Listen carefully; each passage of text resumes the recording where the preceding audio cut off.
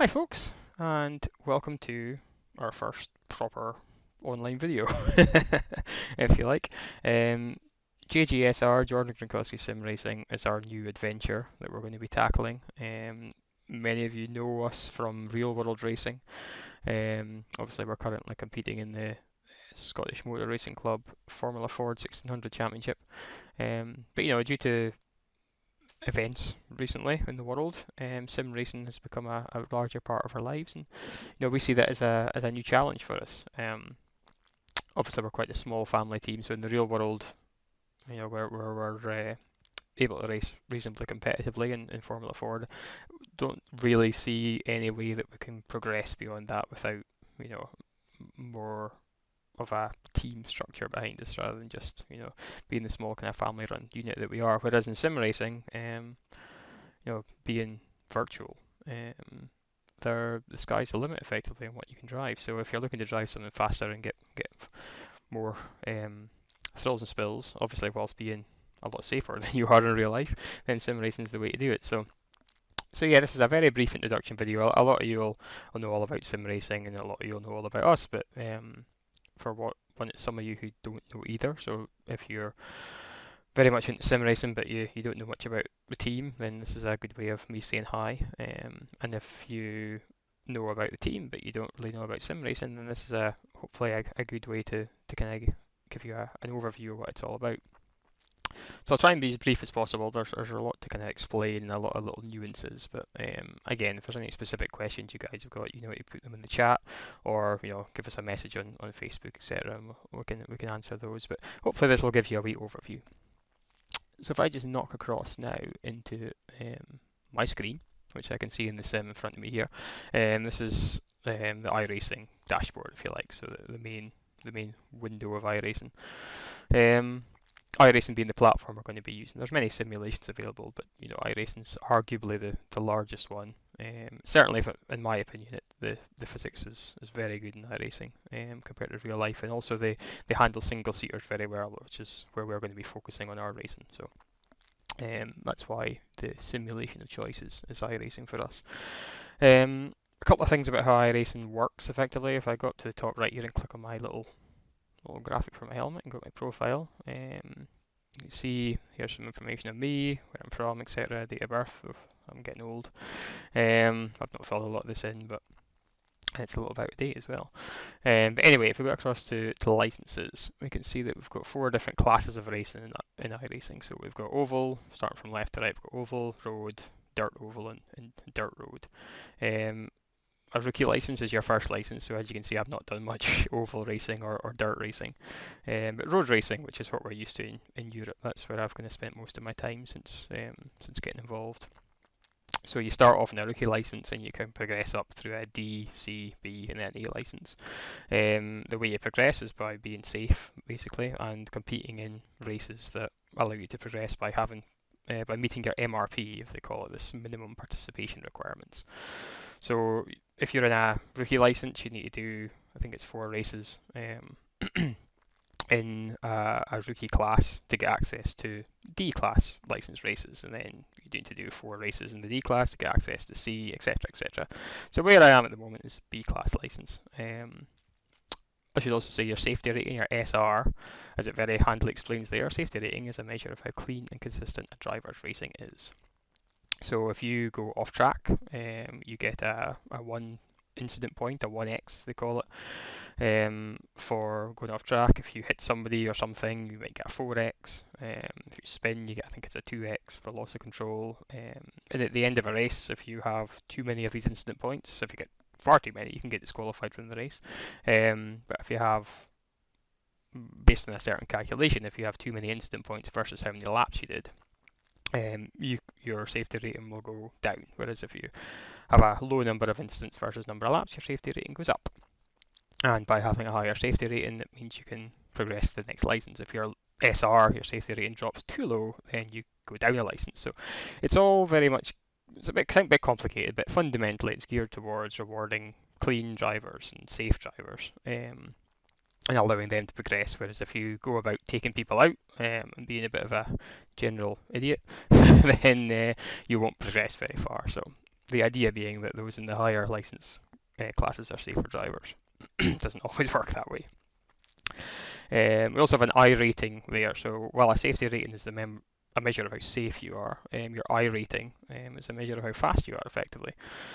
So that goes up if you beat people with higher iRatings than you, and it goes down if you lose to them or lose to people with lower iRatings than you, if you like. It's not quite as simple as that, but basically the faster you are, the higher iRating you have. And mine's about 2,700 at the moment.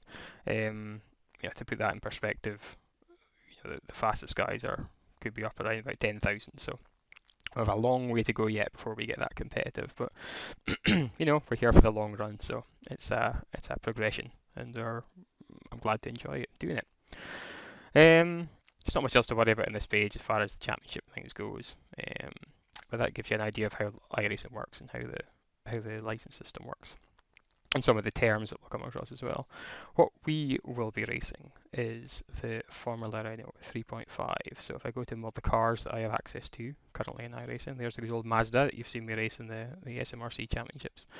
We have the Formula Renault 3.5 here. Now it's a little bit quicker, obviously, than the Mazda. It's a single seater. It's a 520, I think it is, brake horsepower V8 engine. I don't think they race these anymore as part of World Championships, but they were a stepping stone to Formula One. It certainly sounds like an old style Formula One car, with naturally aspirated, powerful V8 engine. Here she is decked out in I think it's pretty cool, racing colours with our real world sponsors on them. Thank you to each and every one of these guys for allowing me to race in the real world and now also in the virtual one. A couple of interesting points of the car. First off, it's got DRS, though not DRS as you're used to it if you're a Formula One fan. DRS stands for drag reduction system, if you don't know what it is. Basically, it allows the car to go faster in a straight line by messing around with the aerodynamics. So in the rear wing, what happens in the Formula Renault is that this gap you can just about see there between the two wings closes. So in Formula One, we're used to seeing the gap open, excuse me, wider, and the car therefore gets more straight line speed at the cost of having much less downforce. What happens in Formula Renault is that the gap closes, it stalls the wing. It's an aerodynamic phenomenon where the air can't stick to the surface anymore, so effectively you lose most of your rear downforce. But again, the trade-off is you go a lot faster. With the Formula Renault, we can use DRS as many times as we like and anywhere we like on the track during qualifying and practice. But in a race, again, you can use it anywhere. There's no limitation like there is in F1 that you have to be within a second of the car in front. You can use it to defend, you can use it to attack, you can use it just to get a faster lap time. But in the race, you only have 8 presses. So it's very strategic as to when to use it. So yeah, that's the car. That's the licenses and how iRacing works. That's really all you need to know for now. I suppose the seasons, yeah, you need to know how the championship works. So how championships work in iRacing they are based around seasons, and a season consists of 12 weeks. So in a 12-week period, and we're just away to start season 3 at the moment of 2021, that starts tomorrow. I'm recording this on the Monday, season starting Tuesday. So in a 12-week season, you have a different venue every week, which is a round of the championship, and your best 8 scores, or your best 8 rounds, count towards your championship position. So you obviously don't have to do every race, but it helps to have results to drop. So we try and do as many as we can.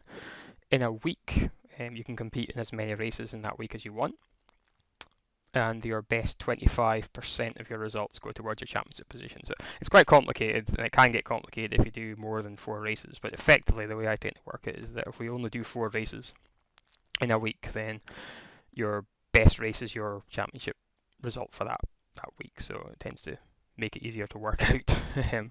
Although it's easier to score points, I suppose, doing more races, but it's just it's easier on the brain if you only do the 4. Again, I talked about iRating earlier on, so the strength of field, the SOF, that you race with determines how much points are available. So if you're in a very strong field with drivers with high iRating, a lot of points will be on offer, whereas if it's a weaker field, less points will be on offer. So again, in that way, if you decide to take not an easy way to get a win, but if you decide to do a lower a quieter part of the day when not much people are online. You can maybe win the race without challenging yourself as much as you normally would, but you might not get as much points as you would maybe finishing third or fourth in a higher um, strength of field race. So there's also an aspect of that in the strategy, trying to find out when the busy races are, when the good fast guys are online, and taking advantage of that and doing well in those specific races to get the high points. So that's pretty much it. I mean, the events themselves are very straightforward. Once you register for a race, you go into practice, and then you go into a qualifying, which is 2 laps. You get 2 free laps of the circuit yourself. There are no other cars on track at the same time in this championship, and your fastest lap is your time for the session basically. And then you go into the race. With Formula Renault, it tends to be about 40-minute races, so they're relatively long races. And we don't need to have pit stops. The car will do that on one set of tyres and one fuel tank. And yeah, that's pretty much it. So what I might do now is launch into a quick test session and give you guys a tour of the car and the circuit we're racing on this first week, which is Hockenheim in Germany. So if I just hit test drive, we'll fully set this up to take us to Hockenheim on a lovely sunny afternoon. Hit the test drive button, and I'll see you there in a second. I'll just probably end up splitting the video here to stop the loading time from taking up too much of your time. Right, here we are at a lovely sunny Hockenheim, and due to the magic of video recording, I also jumped away and had a drink there because you'd notice I cleared my throat quite a bit. I forgot to get a drink, so you'll always have a drink of water on hand. I've got a drinks holder on the sim, and especially if you're doing lots of talking like I am at the moment, then yeah, a drink's always handy. So yeah, this is the kind of basic dashboard in game, but what I'm going to do now is jump to our mainstream layout, which is slightly different. It gives you a slightly wider perspective, although not quite as wide as what I can see with 3 monitors. But gives you a slightly wider perspective around the car. It also gives you this top and bottom bar, as you can see it appeared here. So very briefly to explain what's in there, the bottom bar tends to be driver inputs and just some background information on the session and the sim, etc. So in the middle there you've got the steering wheel, and then you've got the 3 lines, the left hand side, the red, the grey and the green are inputs, which you'll see when we start driving the car. There was the throat again. DRS active tells you when I'm using the DRS, and then up the top of the screen we have the track map on the left hand side, list of all our sponsors in the middle, which again are very important. I urge you to check those guys out. Thank you very much to every single one of them. Below that we've got the left hand side, starting there we've got the laps, so the amount of laps. At the moment it's lap 1 out of infinity because we're in a test session, we can do as many laps as we like. The time, if there's any time remaining in the session, not usually time-based races these, but you never know, we might come across one. In the middle there we've got incident points, you heard me talk about those earlier, so your 0 times divided by however many incident points it takes to chuck you out the session. That's what the right hand side of the divide by symbol is. Obviously we're testing so we can get infinity, we can get as many incident points as we like without getting thrown out of anything, but that'll just help you keep a track of how clean my race is going. Next to that you've got SOF, strength of field. We talked about that. The higher that is, the better the drivers are and the more points are on offer. And then my best lap time at the end. The leaderboard right at the right hand side there it'll probably just show me in this session because I'm the only one here.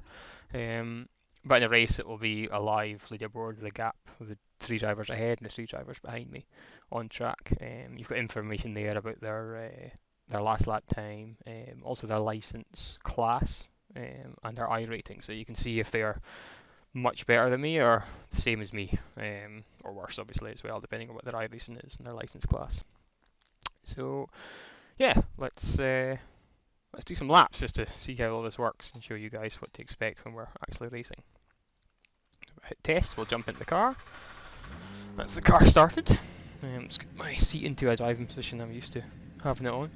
First thing you'll notice, that's pretty obvious, is that the steering wheel in the car that you can see doesn't move, and the reason for that is because I have the sim set up so that when I'm looking at the car, the steering wheel's in my eye line, as it should be in real life, and I don't want to see 2 steering wheels moving, especially if there's any slight lag in the graphics updating. So The only steering wheel I can see moving are my actual hands and my actual steering wheel in front of me, and if I move it, you'll see that the steering wheel at the bottom of the screen and the telemetry trace, the grey line, moves to follow it.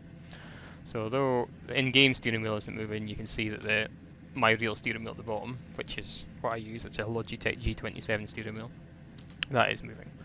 If I press the brake, you'll see, well, the brake's already pressed, so if I press the throttle, you can see the green line will flip about. I'm not actually pressing the clutch in this car at the moment, it's auto clutching to stop me from stalling. But the only time we usually use the clutch on this is start anyway, so don't worry too much about that. So we'll put on the pit limiter, we'll put in the clutch, we'll stick it in the first gear, and we will roll off down the pit lane. I'll have a relatively slow lap to start with just to explain things. So we'll disengage the limiter, come out of the pits, take it up a couple of gears. You'll notice the DRS is illuminated. It's a wee bug that I've not quite got to the bottom of yet.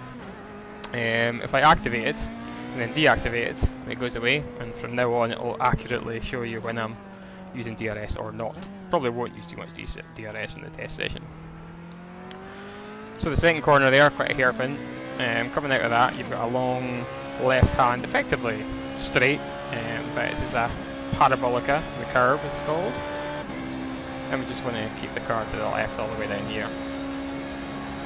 Now into the tight hairpin, around about the 100 metre board, we're braking relatively heavily down at first, and then taking it into the apex. Out here, it's difficult to stop the wheels from spinning when you're on a fast lap. You need to be smooth on the power, make sure you hit the revs, the gear changes. Flat out right hand and sweep. Bring the car to the right, back on the brakes, down second. Hit the apex to rotate the car. And now it's just about trying to squeeze the throttle on, give a wee lift to help the front stick there, without losing the back end. So easy to lose the back end in this car, it's very powerful. Down a gear, keep the speed up through the apex of there, take it to the right, again down to second again. The camber in this corner makes it so easy to lock the front, and again the back can really get away from you on the way out. These corners are flat out usually, although I'm taking a wee lift just now. And the last couple of corners just about carrying one sweeping motion. It's not easy to go fast and talk at the same time, so I'll shut up and try and do a lap.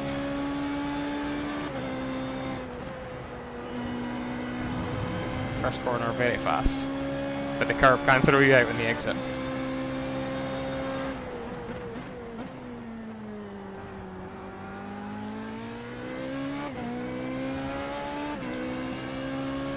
The tyres are relatively cold still at this stage, so I won't push too hard and embarrass myself by going off.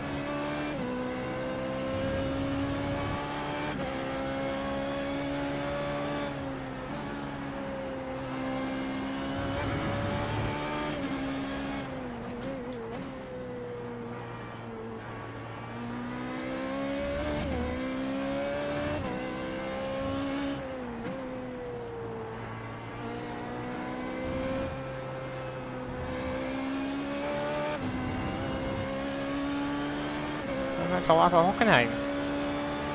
So, thanks for watching, guys. Good thing about Sim, I should just say before we sign off, is that you don't have to do an in-lap. You can just pull up the side and switch off. Obviously, I'm on my own here in the session. If you're in a public session, you need to make sure there's nobody behind you before you do something crazy like that.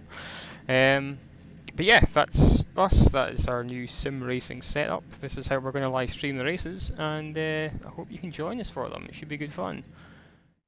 If you enjoyed this, find it useful, remember to hit the like button, share it around as well. Also, hit subscribe, because then you won't miss when we go live for the races themselves.